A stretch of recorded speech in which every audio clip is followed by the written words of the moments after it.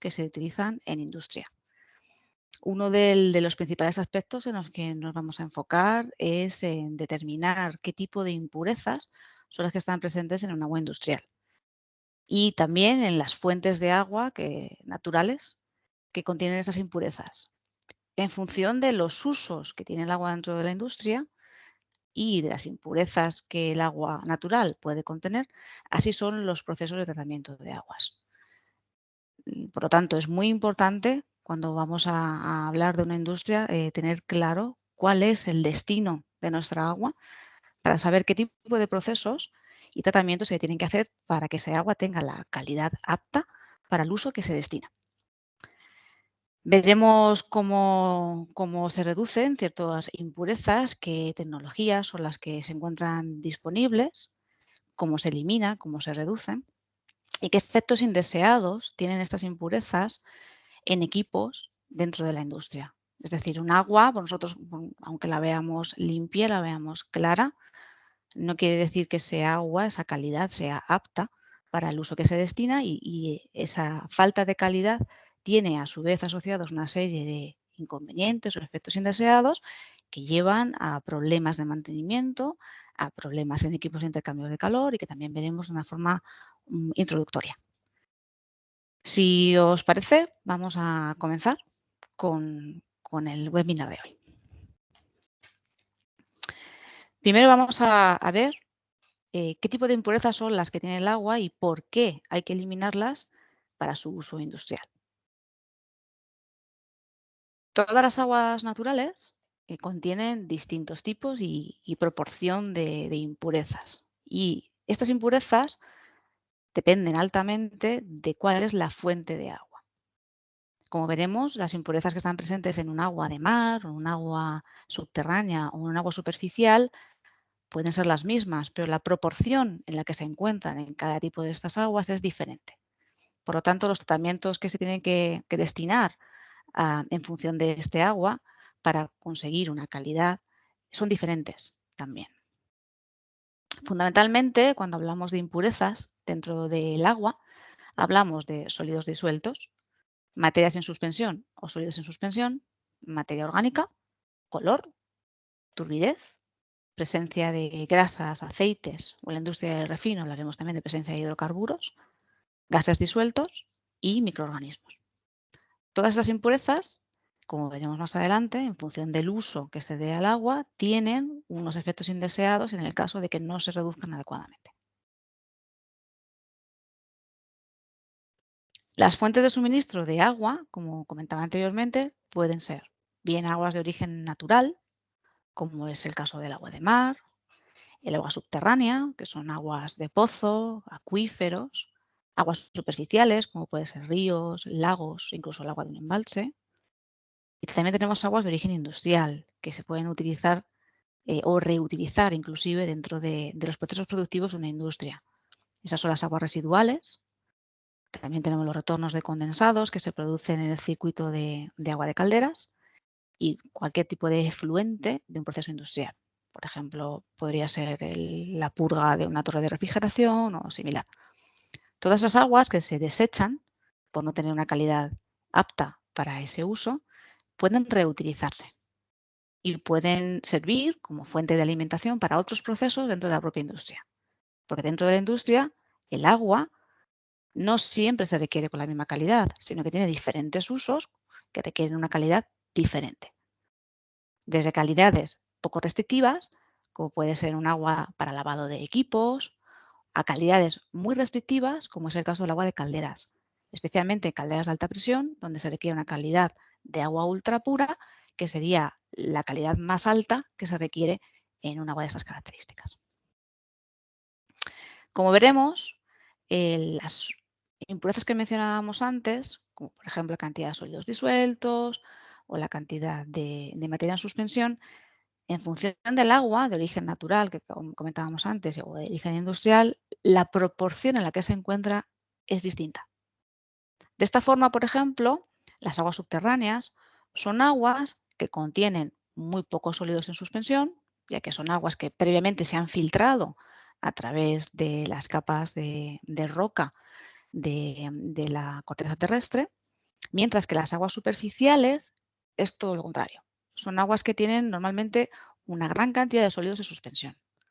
A la hora de plantearnos cuál es el tratamiento de aguas, conocer el origen del agua nos lleva a determinar cuáles son los tratamientos que se tienen que emplear para ese tipo de aguas.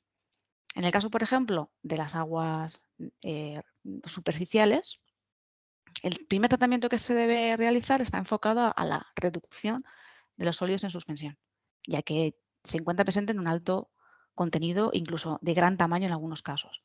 La reducción de esos sólidos en suspensión es muy importante para prevenir daño en equipos mecánicos que se sitúen aguas abajo, ya que en algunos casos, como comentaba, son sólidos de gran tamaño. En el caso de las aguas subterráneas, donde la proporción de estos sólidos es menor, este tipo de tratamientos no es tan extensivo. Sí que presente el ciclo de tratamiento, pero no es necesario llevarlo tan extensivo como si tuviéramos un agua superficial. De la misma forma, las impurezas presentes en un tipo de agua u otro, al tener diferente concentración o diferente proporción, van a requerir diferente extensión de esos tratamientos. Dentro de la industria, el agua tiene infinidad de aplicaciones, desde usos sanitarios. El fundamental y el que más conocemos tal vez es el uso en transmisión de calor o refrigeración, que lleva el 80% del total del agua que puede llegar a consumirse dentro de una planta. También se utilizan para producción de vapor, como materia prima, como disolvente, sobre todo en la industria química, para limpieza, tanto limpieza de equipos como limpieza de calles de entornos, y por supuesto también para la obtención de energía. Hoy en día tenemos que tener en cuenta y tener muy presente que la demanda de agua es creciente, mientras que el agua cada vez es un recurso más escaso, especialmente en determinados países, como por ejemplo países que se encuentran en Oriente Medio. La reutilización del agua y el aprovechamiento, o lo que se llama a conocer el vertido cero, es hoy en día un factor fundamental, ya que no hay una fuente de agua infinita. Todo el agua que estamos consumiendo es un agua que estamos tomándola del medio ambiente. Los procesos productivos llevan a su vez que ese agua se vaya contaminando. Y por otra parte, hoy en día existen legislaciones muy restrictivas al respecto de la descarga de ese agua a un medio natural. Por tanto, es muy importante la optimización de los procesos de tratamiento de agua y la reutilización, sobre todo en aquellos países donde la demanda de agua es elevada, pero el recurso es muy escaso.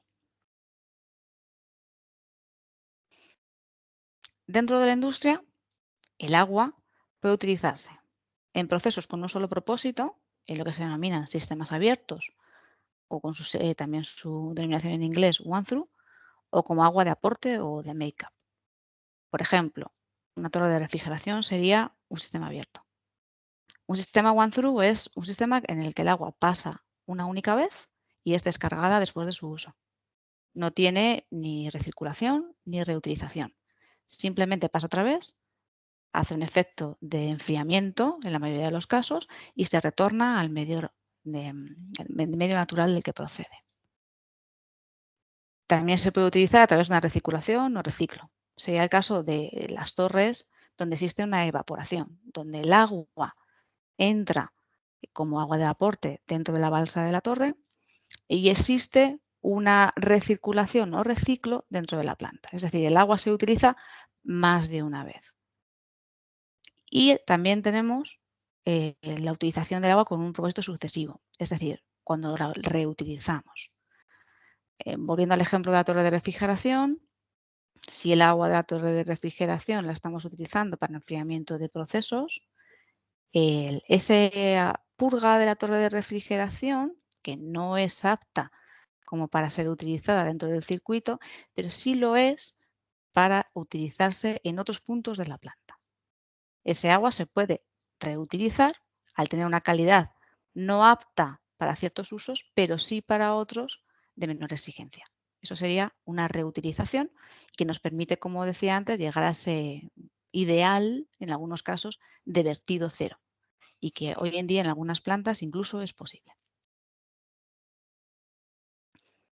En esta imagen podéis ver cómo sería un diagrama de cómo entra el agua, cómo va transformándose dentro del proceso en agua de proceso y cómo acaba convirtiéndose en un agua residual tras haber realizado toda su función. Partiríamos de un agua bruta, típicamente un agua natural, un agua superficial, un agua de mar, un agua subterránea. Ese agua, para ser apta para su uso dentro del proceso productivo, debe ser sometida a ciertos procesos físico-químicos. Normalmente se somete a una clarificación-filtración para reducir la cantidad de sólidos en suspensión, que son las primeras impurezas que vamos a atacar dentro del ciclo de tratamiento de agua. En función del uso que se le va a dar al agua, si tenemos un agua con una poca exigencia, por ejemplo, un agua contra incendios, donde la calidad no es determinante, un agua filtrada es perfectamente apta para su uso como agua contra incendios. Con lo cual, después de la filtración, ya tendríamos un agua apta para el agua contra incendios. Si el uso es un uso más intensivo, como puede ser su uso para la producción de vapor, tendríamos que pasar por un proceso de desmineralización. Una vez que ya hemos reducido los sólidos en suspensión, pasaríamos a continuar con la reducción de los sólidos disueltos, que en su mayoría son sales, como por ejemplo el carbonato cálcico, como por ejemplo sales de hierro, sales de aluminio, sales que se encuentran disueltas dentro del agua, del seno del agua, y que no se quedan retenidas en los filtros, los cuales son aptos únicamente para las partículas en suspensión. Esos procesos de desmineralización consisten en diferentes tecnologías, todas ellas compiten las unas por las otras, como son, por ejemplo, el intercambio iónico o la ósmosis inversa. Ambas tecnologías nos permiten obtener un agua de calidad como agua desmineralizada, el cual se puede utilizar directamente como agua de calderas cuando estamos hablando de calderas que tengan una presión moderada y que tienen que pasar a través de un afino, pues bien por un lecho mixto o bien por una electroliálisis inversa, para obtener un agua ultra pura y que nos pueda servir para calderas de alta presión, típicamente utilizadas, por ejemplo, en la industria de generación de electricidad. Si no queremos llegar a tener un agua de tanta pureza, no tenemos por qué pasar por esos procesos. Pero como tenemos en la industria diferentes usos, como decía al principio, es muy importante el tenerlos presentes para realizar un ciclo de tratamiento. En el caso de que quisiéramos utilizar el agua como agua de refrigeración, el agua de refrigeración normalmente con un agua filtrada previamente suele ser suficiente. Depende también de la fuente de agua. No es lo mismo partir de un agua de mar, donde tenemos un agua con alto contenido en sales, que partir de un agua de pozo, donde el contenido, por ejemplo, en sólidos o suspensión, o el contenido de sales es mucho menor. Identificando las necesidades que tiene el proceso, como podéis ver en este esquema, podemos determinar cuáles son los tratamientos más adecuados para el agua. Una vez que el agua se ha utilizado dentro del proceso, ese agua se contamina y lo que tenemos es un agua residual. Ese agua residual también requiere un tratamiento. Normalmente se hace en plantas dedicadas, plantas de tratamiento de aguas residuales. Como veremos, el tratamiento de aguas residuales se compone de diferentes etapas, donde vamos a partir primero de unos pretratamientos físicos para eliminar las purezas e impurezas de mayor tamaño y que estén en suspensión, y acabaremos por una reducción de la carga orgánica que pueda llevar ese agua a través de procesos biológicos. Finalmente, lo que nos quedará será procesos de reutilización a través de tratamientos terciarios, donde podemos reaprovechar el agua residual o bien, en el caso de que esos tratamientos terciarios no se den, verterla a un cauce dentro de los límites de vertido legales. Como decía, conocer las necesidades del agua en calidad y cantidad y las potenciales fuentes de origen es el punto primordial, es el punto de partida para especificar el tipo de tratamiento de agua a utilizar. El uso final determina la calidad de ese agua y cuáles son las impurezas que debemos reducir o eliminar. De esta forma preparamos el agua para el uso específico al que se destina. Cualquier actividad, ya sea doméstica o industrial, siempre va a generar un agua residual o también denominado efluente que contiene impurezas o contaminantes no deseados que tenemos que reducir. Bien, como decía, para su reutilización dentro de la propia industria o bien para su vertido seguro a un cauce receptor. Cuando vamos a caracterizar un agua, es muy importante saber de lo que estamos hablando y qué es lo que nos estamos encontrando a la hora de caracterizar esa fuente de agua. Hablaremos, por lo tanto, de ciertos parámetros de caracterización que se nos van a presentar en forma de análisis. El agua, para saber exactamente a qué nos estamos enfrentando, primero debe analizarse y deben de caracterizarse una serie de parámetros que nos van a dar una idea de cómo se encuentra ese agua y qué impurezas tiene en mayor proporción. Así aparecerán parámetros como son los sólidos suspendidos, los sólidos disueltos, los sólidos totales, que es una suma de los disueltos más los suspendidos. Hablaremos de dureza, que es un término que por otra parte como tenemos bastante en mano día a día, ya que la dureza prácticamente se ve en el agua que utilizamos en consumo humano y nos generan estas manchas blancas, a veces tan indeseables, manchas de cal. Bien, pues la dureza no es nada más que la presencia de sales de calcio y de magnesio, que a alta temperatura precipitan y nos dejan esa capa blanquecina sobre la superficie de los grifos de la ducha o del grifo de la cocina. Y esto es así en un día a día, en un agua que tiene una temperatura moderada y una presión moderada. En la industria, el agua se somete a temperaturas extremas y a condiciones de presión extremas. Quiere decir que este tipo de impurezas, como por ejemplo la dureza, en el caso de la industria, llevada a altas temperaturas y llevada a altas presiones, nos lleva a tener fallos mecánicos en equipos muy importantes, especialmente en intercambiadores de calor. Hablaremos también de alcalinidad, de conductividad, DBO, que son las siglas de demanda biológica de oxígeno, que es una medida de la presencia de materia orgánica dentro del agua y de lo biodegradable que es esta. DQO, que son las siglas de demanda química de oxígeno, también relacionada con la presencia de materia orgánica carbonosa. Carbono orgánico total, siglas COT, y otros parámetros que también son importantes a la hora de caracterizar en agua, como por ejemplo el contenido en sílice, el contenido en oxígeno, el contenido de dióxido de carbono, la presencia de microorganismos, turbidez, color. A la hora de plantearnos diseñar un tratamiento de aguas, una de las primeras cosas que debemos hacer es un análisis completo de esta. Y ese análisis debe tener todos estos parámetros contenidos en él. Aquí podéis ver, por ejemplo, los parámetros que se piden en un análisis típico. Un análisis, para que sea útil, debe tener un periodo de tiempo suficientemente amplio como para que estos parámetros se recojan y se pueda hacer, digamos que, un promedio, que se puedan evitar variaciones estacionales. Si cogemos el agua con solamente un año o unos pocos meses de referencia, ese análisis no resulta suficientemente representativo como para plantear un diseño a largo plazo, ya que no estaríamos viendo variaciones estacionales que se presentan dentro del agua. Por tanto, es muy importante a la hora de plantearnos comenzar con el diseño de un tratamiento de agua, el caracterizar adecuadamente ese agua con un periodo de tiempo que sea suficientemente representativo. En la mayoría de casos hablamos de años. Ahora bien, ¿qué es el tratamiento de aguas y para qué sirve? Los tratamientos de agua no son nada más que una combinación de procesos físicos, químicos y biológicos.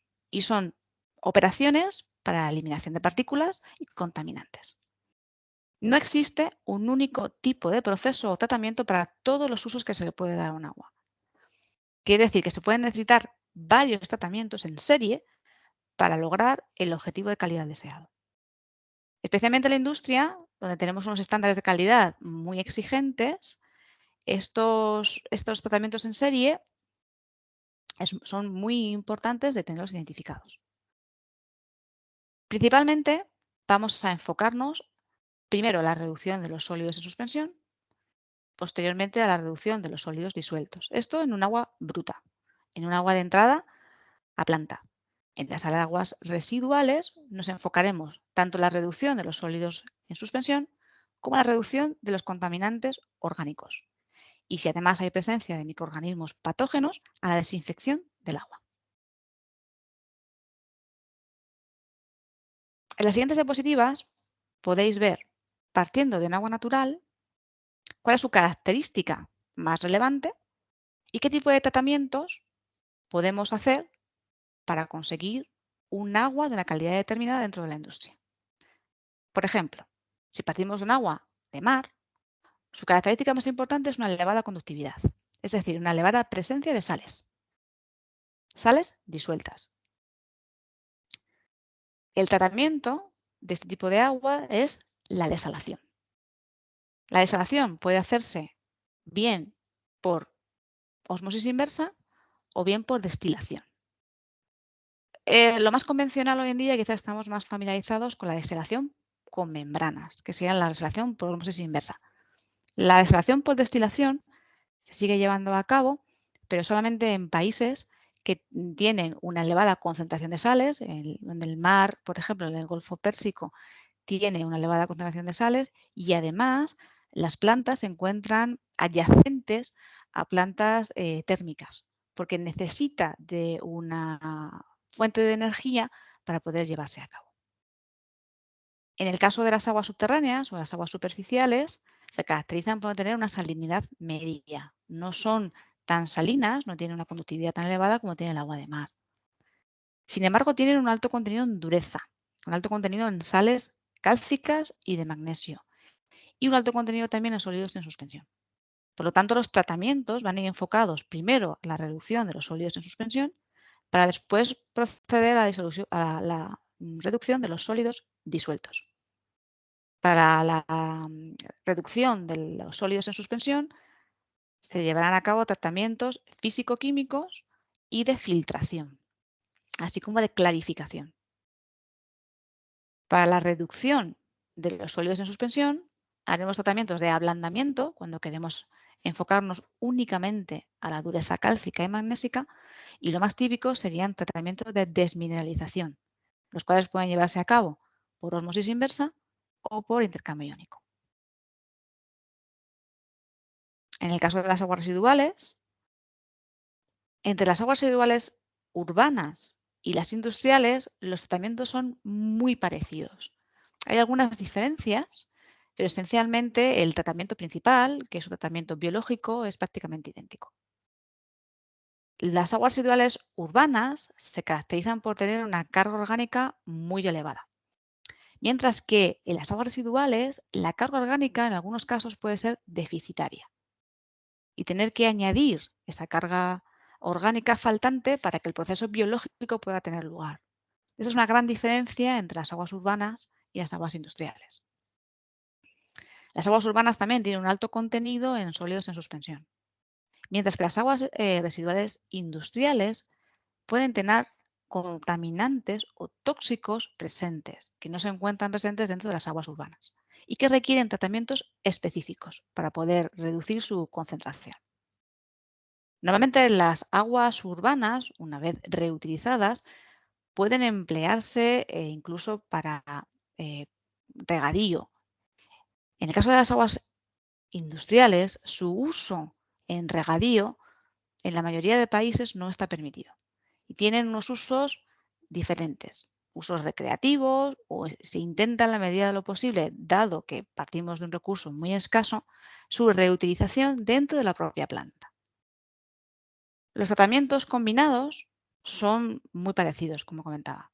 Siempre habrá un pretratamiento, un tratamiento primario, en general son tratamientos físico-químicos, tratamientos donde vamos a reducir la cantidad de materia en suspensión, para después pasar por un tratamiento secundario que fundamentalmente es un tratamiento biológico, donde vamos a reducir la carga orgánica. Por último, un tratamiento terciario siempre es necesario para desinfectar el agua y, en el caso de las aguas residuales industriales, para eliminar aquellos contaminantes o tóxicos específicos que pueda contener, como por ejemplo metales. Ahora bien, ¿qué calidad tiene que tener un agua para su uso industrial? ¿Qué usos tenemos dentro de la industria y qué calidad necesito? Aquí he puesto 3 ejemplos. El ejemplo de un agua filtrada, un agua desalada y un agua desmineralizada. El agua filtrada es aquel agua que requiere únicamente su paso a través de un proceso de filtración, donde vamos a reducir sus sólidos en suspensión. No vamos a atacar a ningún contaminante más, solamente la cantidad de sólidos en suspensión que contiene. Es un agua que, por tanto, tiene una calidad relativamente baja, no es muy extensiva. ¿Para qué se puede utilizar? Pues fundamentalmente para agua de refrigeración o para agua contra incendios. En el caso del agua desalada, es decir, partimos de un agua de mar, su uso puede ser desde un agua de servicios, un agua desmineralizada y un agua contra incendios.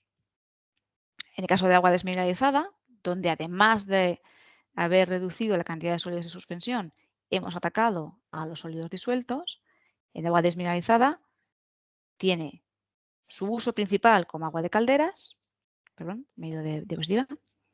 También tiene un uso muy importante en circuitos de refrigeración cerrados. Por lo tanto, como podéis ver en esta diapositiva, en función del uso que le vamos a dar al agua en planta, el ciclo de tratamientos, que como veíamos antes son en serie, es diferente. En el caso del agua filtrada, con hacer un proceso de filtración, hemos acabado. En el caso del agua desmineralizada, necesitamos filtrar, necesitamos eliminar las sales disueltas y si además es un agua de caldera de alta presión, necesitamos afinar todavía más esa calidad para conseguir un agua ultra pura.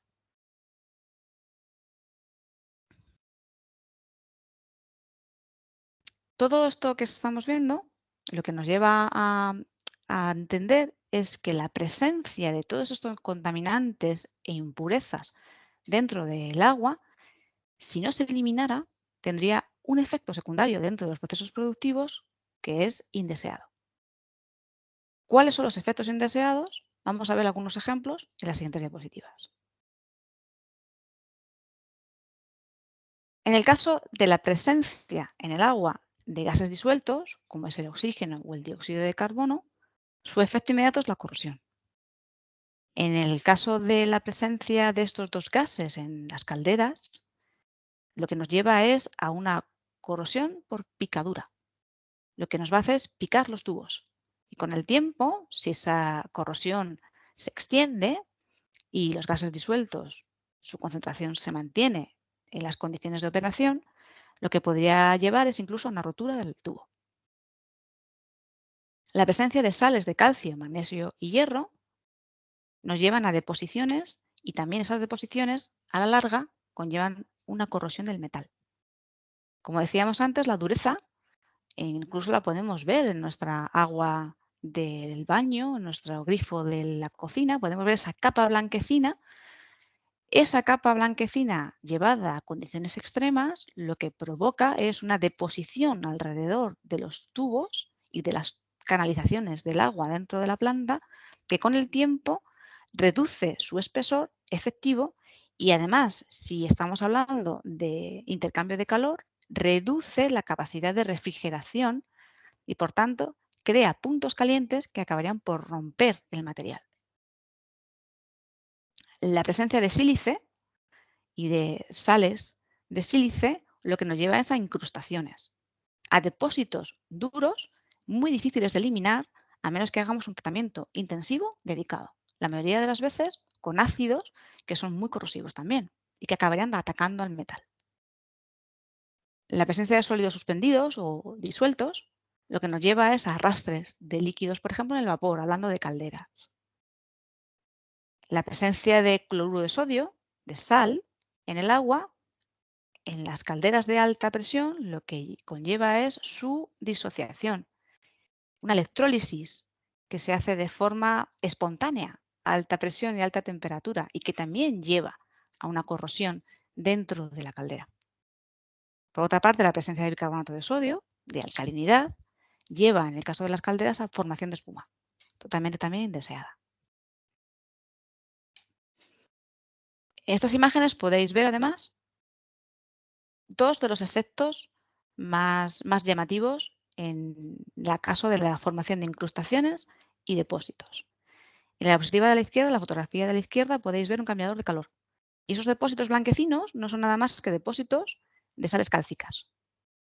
El carbonato de calcio es una sal un poco peculiar y tiende a depositarse en las partes más calientes del sistema.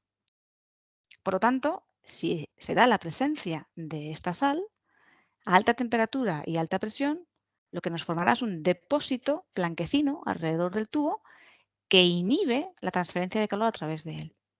Al final, al inhibir esa transferencia de calor e imposibilitar la refrigeración del propio tubo, el tubo acabará por romper, que es la imagen que tenéis a la derecha. Eso es una rotura de un tubo por falta de refrigeración. Y esa falta de refrigeración se da fundamentalmente por la aparición de depósitos.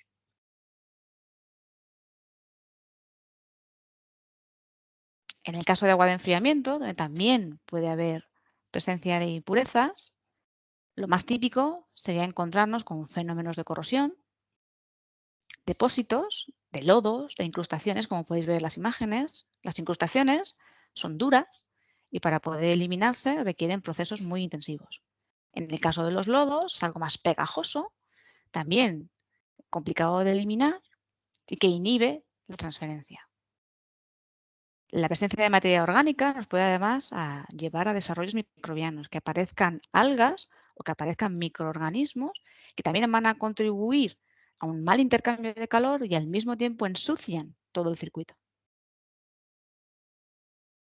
Por lo tanto, tendríamos un fenómeno de ensuciamiento. Y con esto acabamos un poco la exposición de este webinar. Lo que hemos podido ver es una introducción de cuáles son los usos del agua dentro de la industria, entender que es muy importante el determinar el uso de ese agua para poder seleccionar su tratamiento más adecuado y cuáles son los efectos indeseados en el caso de que las impurezas no se eliminen correctamente. Pues muchas gracias, Menchu. La verdad que ha sido un webinar muy interesante. Hemos habilitado los micrófonos de todos los asistentes al webinar. Por si tenéis alguna pregunta, podéis hacerlo usando levantando la mano o bien a través del chat. Yo sí tengo una pregunta, Menchu, y es que, ¿qué diferencia hay entre agua osmotizada y agua desmineralizada? Muy interesante la pregunta, Carlota. El agua osmotizada, en realidad, es un agua desmineralizada. Para desmineralizar un agua, el concepto desmineralizar no es nada más que un indicativo de la reducción de los sólidos disueltos, de las sales que contiene ese agua. Las sales están presentes en el agua porque se disuelven a través de las rocas o a través de la percolación del agua de lluvia a través de la roca. Esas aguas, esas sales, se quedan disueltas en el agua y la ósmosis inversa es un tratamiento que permite reducir su contenido. Desmineralizar un agua es eliminar los sólidos disueltos que contiene, las sales que contiene. Hay dos procesos fundamentales que se dan en la desmineralización, que es el intercambio iónico y la ósmosis inversa. Ambos consiguen el mismo efecto, que es un agua desmineralizada. Por tanto, el agua osmotizada no es nada más que un agua desmineralizada. Vale, perfecto. A ver, tenemos una manita levantada. Hola, Lucía, buenas tardes. Buenas tardes. Bueno, primero gracias por el webinar. Yo tengo otra pregunta y es si se puede obtener agua de alimentación de calderas de un agua de mar. Sí, totalmente. Las fuentes de agua naturales, como contaba antes, fundamentalmente son el agua de mar, el agua subterránea y el agua superficial. El agua de mar es un agua superficial. Es un agua muy especial porque es un agua que tiene gran cantidad de sales, gran cantidad de cloruro de sodio, etc. La ósmosis inversa, como decía antes, lo que nos permite es bajar, reducir el contenido en esas sales. Y precisamente partiendo de un agua de mar, con un proceso de ósmosis inversa o bien con una destilación, podemos obtener un agua desmineralizada. El agua desmineralizada es el agua del que se parte para el agua de calderas. Las calderas normalmente se distinguen calderas de alta presión y de baja presión. Las calderas de baja presión, con una ósmosis o con un intercambio iónico, con una desmineralización clásica, el agua ya es plenamente apta y válida para su uso en calderas de presión moderada a baja. En aguas de alta presión se requiere un puntito más. Se requiere un tratamiento de afino que se consigue con un lecho mixto o con una electrolisis inversa. Pero en cualquier caso, el agua de partida puede ser perfectamente un agua de mar. La diferencia es que el tipo de membrana que se utiliza es diferente, siendo un agua de mar que siendo, por ejemplo, un agua de pozo. Pero el proceso en sí, que es un proceso de ósmosis inversa, es el mismo. Las diferencias están en las condiciones a las que se produce.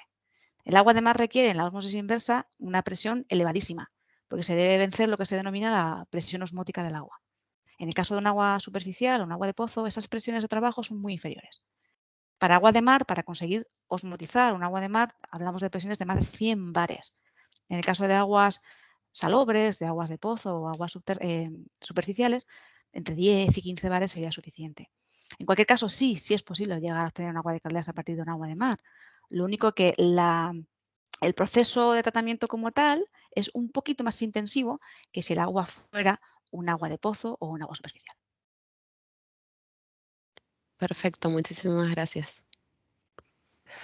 Vale, me ha llegado una pregunta por correo electrónico, Menchu, que dice que, ¿qué les puedes decir sobre el tratamiento de aguas residuales? Es una pregunta yo creo que un poco amplia, ¿no? Bueno, el mundo del agua residual es muy amplio. En el curso que tenemos en Arben, en curso básico de tratamiento de aguas, tocamos varios temas que creo que son fundamentales dentro de la industria, como es el tratamiento de agua bruta, de las aguas naturales, los diferentes procesos para reducción de sólidos en suspensión, de sólidos disueltos, el tratamiento de agua de calderas, como uno de los usos principales dentro de la industria, agua de refrigeración y el agua residual. El agua residual es los procesos que se emplean para tratar las aguas brutas que entran en ciclos de refrigeración o incluso el agua de calderas son exactamente los mismos que luego se van a llevar a cabo en el tratamiento de agua residual. La diferencia está en que un agua residual es un efluente contaminado. Después de haber tenido un uso dentro de la industria, se contamina con una serie de impurezas y debe eliminarse esas impurezas antes de descargar el agua a un medio receptor, como decía en la presentación, o bien antes de reutilizarlo. Los procesos están muy enfocados a la reducción de la carga orgánica. Esa es la gran diferencia del agua residual con respecto a un agua bruta, en que el agua residual hay un proceso de filtración, hay procesos de eliminación de sólidos disueltos también, hay procesos de coagulación, de floculación, procesos físico-químicos, pero el core, el centro de las aguas residuales es el proceso biológico, donde vamos a contar con una serie de microorganismos que lo que van a hacer es metabolizar las impurezas biodegradables que contiene el agua, lo van a metabolizar y transforman los componentes nocivos en otros no tan nocivos. Eso es lo que hace fundamentalmente el agua residual. Convertir algo que es contaminante en algo que no lo es. Y el proceso biológico sería el centro del agua residual, lo que se llama el proceso secundario, el tratamiento secundario. Una vez que se ha eliminado la carga orgánica del agua residual, ese agua puede o bien verterse dentro de que unos parámetros de calidad regulados y legislados en cada país, o bien puede reutilizarse.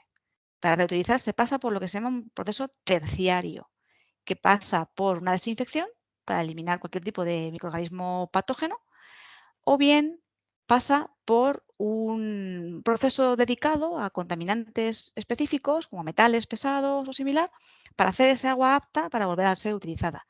Y vuelve a pasar por los mismos tratamientos que pasaría en agua bruta. Pasaría por una filtración, un intercambio iónico, una ósmosis, exactamente lo mismo. La diferencia en agua residual es ese tratamiento biológico, que es específico del agua residual. Por otro lado, el agua residual genera a su vez un subproducto que es un lodo. Ese lodo no es nada más que esos microorganismos muertos y en algunos casos algunos vivos que generan una especie de fango. Ese fango debe tratarse aparte. Entonces, por lo tanto, tenemos una línea de agua, que sería el agua residual, y un subproducto, que es un lodo, que también debe tratarse como parte de la planta de aguas residuales. Perfecto, yo creo que ha quedado muy claro. A ver, Menchu, nos pregunta Javier por el chat. Dice, saludos, ¿cuál es el contenido mínimo de sales que debe tener el agua potable? Bueno, es una buena pregunta, porque para que un agua sea apta para consumo humano, hay una regulación, hay unos parámetros de calidad que determinan una cantidad mínima de ciertas sales, especialmente de alcalinidad y de sales de calcio y magnesio. Entonces, un agua, para que sea apta para consumo humano, debe cumplir con esos parámetros. Existe toda una lista de parámetros que puede tener un agua potable, los que están totalmente prohibidos y los valores mínimos de consumo humano. Quiero recordar ahora mismo de memoria, no tengo el número en estos momentos, que está en el entorno de unos 200 ppm aproximadamente, unos 200 miligramos, entre 200 y 250 miligramos por litro, sería lo mínimo que se le pide de alcalinidad, por ejemplo, a un agua potable. Quiere decir que un agua desmineralizada, donde le he quitado todas las sales o le queda una proporción mínima del orden de 0 a 0,5 ppm, no es apta para consumo humano. Por eso, en algunos casos, especialmente en países donde no existe una fuente de agua potable, no existe una red de suministro como la que tenemos en nuestras casas, donde abrimos el grifo y ya tenemos directamente el agua potable, y tienen que partir de un agua de mar para poder abastecer todos y cada uno de los usos que tiene el agua en planta, donde también está el agua potable. Cuando se desmineraliza el agua, para poder usarse de nuevo como agua potable, tiene que remineralizarse, tiene que volver a contaminarse, entre comillas, para que sea apta para consumo humano. Es algo muy curioso, porque le vuelves a meter las impurezas que le has quitado. No en la misma proporción, obviamente, pero se la vuelves a meter para que ese agua sea apta. Y tiene que estar, como decía, en el entorno de 200, 250 ppm aproximadamente. Perfecto, a ver, bueno, nos estaban escribiendo por el chat, no sé, dice, sí, excelente, muchas gracias. Vale, mira, Marc desde el chat nos pregunta, ¿en el curso se explican con detalle los distintos elementos de agua bruta, agua de proceso y agua residual? En el curso lo que vemos está estructurado de tal forma que primero hacemos una introducción analizando cuáles son las diferencias de las diferentes aguas naturales y enfocado a cada una de las impurezas que pueden contener. Y vemos cuál es la agua que tiene más concentración de sales cálcicas, cuál tiene más contenido en microorganismos, en sólidos en suspensión. Vemos la diferencia. Y vamos a enfocar entonces, a partir de ahí, una vez que hacemos un análisis y una caracterización del agua, como comentaba al principio del webinar, lo fundamental es caracterizar el agua y saber a qué me enfrento. Una vez que sé el tipo de agua que tengo, empezamos a hablar de qué tipo de tratamiento es el que le vamos a someter. Entonces, primero caracterizamos un agua, vemos cuáles son sus componentes principales y las comparamos una con otra y a partir de ahí vemos cuál es su uso dentro de planta y qué tratamientos son necesarios para llegar hasta ahí.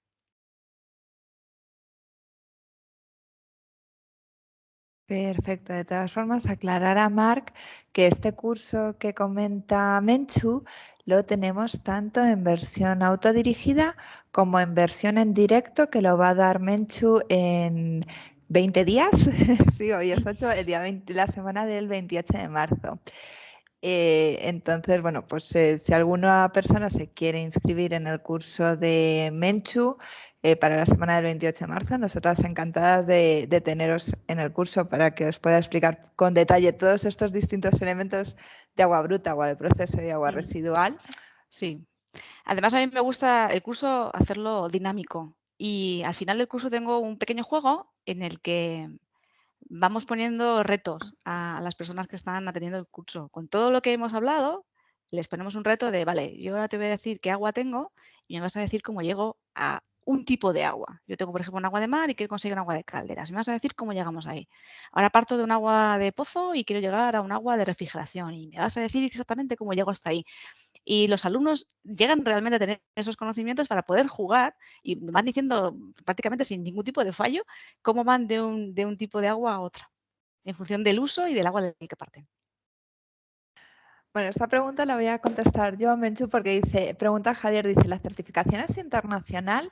Sí, efectivamente, en nuestros cursos, el curso de Menchu está certificado por Arben y Arben tiene reconocimiento a nivel internacional. En nuestros cursos los hacen gente de todo el mundo y además en todos los idiomas.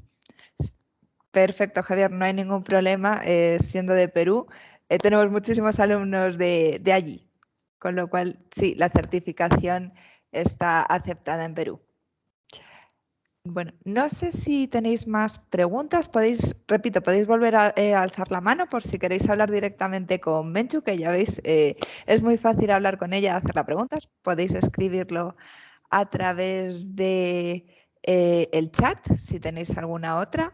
Y si no, bueno, pues damos por finalizado el webinar de hoy. Menchu, ha sido un auténtico... Ah, bueno, espera, que parece que tenemos por ahí otra pregunta que nos están escribiendo. Mira, pregunta Javier, ¿cuál sería el contenido del curso? Javier, ¿qué prefieres? ¿El curso así en directo como lo estamos haciendo ahora con Menchu o el curso autodirigido? En directo. Pues Menchu, todo tuyo. Bueno, el curso está dividido en 5 grandes temas. El primer tema es un tema de introducción donde nos vamos a centrar en la caracterización del agua. Para entender el tratamiento de agua hay que entender primero de qué consta el agua. Y cuando hablamos de dureza, ¿qué es la dureza? Cuando hablamos de alcalinidad, ¿qué es la alcalinidad? ¿Qué es esto? ¿Vale? Entonces, el primer tema se basa fundamentalmente en entender los conceptos, entender las propiedades del agua y cuáles son los contaminantes que se encuentran presentes en ella. Hablamos también de las fuentes de agua naturales, hablamos de una comparativa de las fuentes de agua naturales y hacemos una primera clasificación, una primera tentativa de cuáles son los usos de esas aguas dentro de la industria. En el segundo tema lo que hacemos es centrarnos en la reducción de las impurezas. Hablamos del tratamiento de agua bruta, desde la filtración y clarificación para la eliminación de sólidos en suspensión hasta los procesos de afino, de electrolisis inversa. Vemos el intercambio iónico, vemos la ósmosis, la ultrafiltración, hablamos un poco de la microfiltración y de la nanofiltración, aunque brevemente. Nos centramos sobre todo en intercambio iónico, resinas de intercambio iónico, ósmosis inversa, lechos mixtos como proceso de afino e electrodiálisis inversa. El tercer tema está enfocado al tratamiento de agua de calderas. Hablamos un poco de qué tipo de calderas son las que tenemos, cuáles son los tratamientos del agua, qué calidad se requiere para el agua de calderas, cuáles son los efectos indeseados de las impurezas dentro del agua de calderas, qué tipo de químicos se utilizan para el tratamiento de agua de calderas. El tema 4 está enfocado al agua de refrigeración. Hablamos de los circuitos de refrigeración, circuitos abiertos, circuitos con evaporación, circuitos cerrados y también de las impurezas que se encuentran presentes y de los tratamientos del agua y así como de los químicos y de lo que sea aditivación del agua de refrigeración para evitar ensuciamiento, evitar corrosión, evitar la aparición de incrustaciones, crecimiento microbiano. Hablamos también de la legionela y de la prevención de la legionelosis. Y por último estaría el tema 5 enfocado al tratamiento de aguas residuales. El agua residual es un mundo muy, muy amplio y es un tema que pretendemos tocar brevemente prácticamente todos los aspectos del tratamiento de aguas residuales para un poco presentar lo que es el agua residual y cuáles son sus tratamientos. No está enfocado tanto al diseño de instalaciones, ya que el diseño de instalaciones sería algo un poco más avanzado. Se trata de un curso más básico, un curso introductorio, pero sí que hablamos de todos los tratamientos que se encuentran presentes desde el pretratamiento a los tratamientos primarios, el secundario y el terciario. Hablamos del proceso de fangos activos, hablamos de los cambiadores tipo DAF, de Dissolved Air Flotation, eliminación de grasas y aceites, separadores API, hablamos también del MBR, los Membrane Bioreactors, hablamos también de procesos en cultivo fijo, en cultivo móvil, desinfección del agua de residual, vertido, también hablamos de la legislación y del vertido, hablamos también de procesos terciarios. Es un poco introductorio, ya que tocamos prácticamente, como decía, todos los temas relacionados con el agua residual, pero nos da una perspectiva bastante generosa de cómo es este mundo. Perfecto. Bueno, Leonardo pregunta, ¿cuáles son los parámetros típicos a monitorear en un agua de alimentación a calderas que en teoría está adecuada para su función? Bueno, eso se ve un poco más detallado dentro del curso. Fundamentalmente el agua de calderas, el agua de calderas habría que ver primero qué tipo de caldera es la que tenemos. La presión a la que trabaja la caldera juega un papel muy importante para determinar cuál es el límite realmente de la calidad. Por otro lado, hay que distinguir, como hablamos también en el curso, de lo que es un agua de alimentación a calderas y un agua de calderas. El agua de alimentación es lo que vamos a alimentar al desgasificador y lo que vamos a introducir como make-up del circuito, y el agua de caldera es lo que se encuentra dentro de la propia caldera, que está sometido a una serie de ciclos de concentración. Los parámetros que se observan de calidad son, yo creo que los típicos. Hablamos de conductividad, concentración de sólidos de suspensión, hablamos de concentraciones de sílice, concentración de sodio, concentración de formación de espumas. Los parámetros están regulados normalmente por estándares internacionales, como por ejemplo el ASME, y en el curso se ve de hecho una diapositiva con el ASME, y que ese límite de calidad depende muchísimo de la presión. No es lo mismo hablar de una caldera de baja presión que de una caldera de alta presión. Los parámetros no son los mismos. La concentración, el parámetro es igual. Si hablamos, por ejemplo, de una conductividad, hablamos de conductividad tanto en calderas de baja presión como de alta presión, pero el límite que marca que el agua sea apta o que no lo sea es diferente.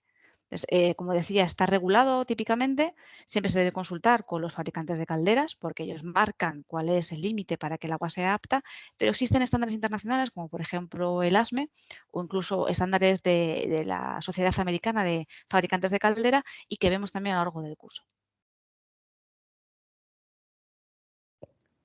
Perfecto. Bueno, pregunta Javier de la Rosa que cada módulo, ¿qué duración tiene? A ver, eso es un poco relativo, Javier, porque bueno, habrá módulos que a lo mejor pasemos más despacio, hagamos más hincapié y otros más se haga más hincapié. Entonces es un poco relativo indicar qué duración tiene cada módulo, perdona.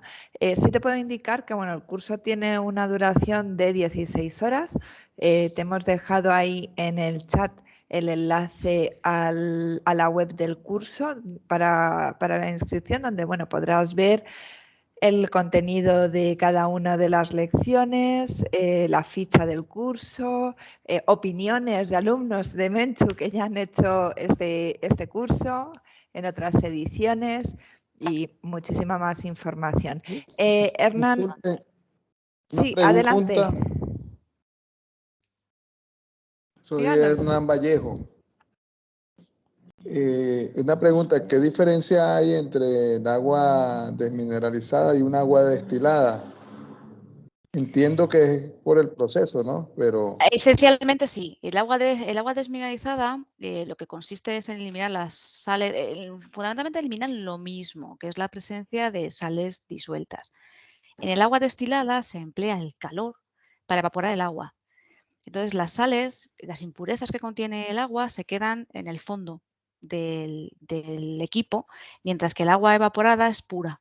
Esa es la gran diferencia. En el agua desmineralizada como tal se utilizan procesos bien de ósmosis inversa o bien de intercambio iónico. El agua se hace pasar o por una resina de intercambio, que lo que hace es intercambiar un catión o un anión por otro, y en el caso de la ósmosis inversa es una selección por tamaño. Fundamentalmente es el proceso como tal. En la destilada, como decía, el agua se calienta, se evapora y la sal queda en el equipo, queda en el recipiente, en el evaporador, mientras que el agua evaporada después se condensa y una vez que condensa está totalmente pura. Ok, muchas gracias. Gracias a ti por tu aportación, Hernán. No parece que haya más preguntas. Al menos el chat de momento se ha quedado tranquilo. Me parece que Hernán quería preguntar algo más. Adelante, Hernán. ¿Qué tipo, por ejemplo, de agua de alimentación se necesita para una caldera pirotubular, a diferencia de la acuatubular? Las calderas pirotubulares son calderas que requieren una calidad de agua menos intensiva. Lo digo como con eco. Las calderas pirotubulares trabajan normalmente a presiones moderadas, a diferencia de las acuatubulares que trabajan a cargas mayores y a presiones mayores. Las pirotubulares trabajan a cargas moderadas y presiones relativamente bajas, como mucho unos 20-30 bares, no más. El agua de alimentación puede ser agua desmineralizada o puede ser agua ablandada, no tiene por qué ser desmineralizada completa. Con un agua ablandada en una caldera pirotubular podría ser incluso suficiente, ya que, como decía, la presión de trabajo y la temperatura de trabajo es relativamente moderada. Un agua de caldera, un agua de alimentación a caldera acuatubular siempre tiene que ser desmineralizada. Y si hablamos de calderas de alta presión, calderas como por ejemplo de la industria de la producción de energía eléctrica, donde trabajamos a más de 100 bares, tiene que ser no solamente desmineralizada, sino también afinada, que es agua prácticamente ultrapura. Entonces sí, existe una diferencia notable entre el agua pirotubular, la caldera pirotubular y el agua acuatubular. Y en el caso de la pirotubular no es tan exigente la calidad y con un agua ablandada podría ser suficiente.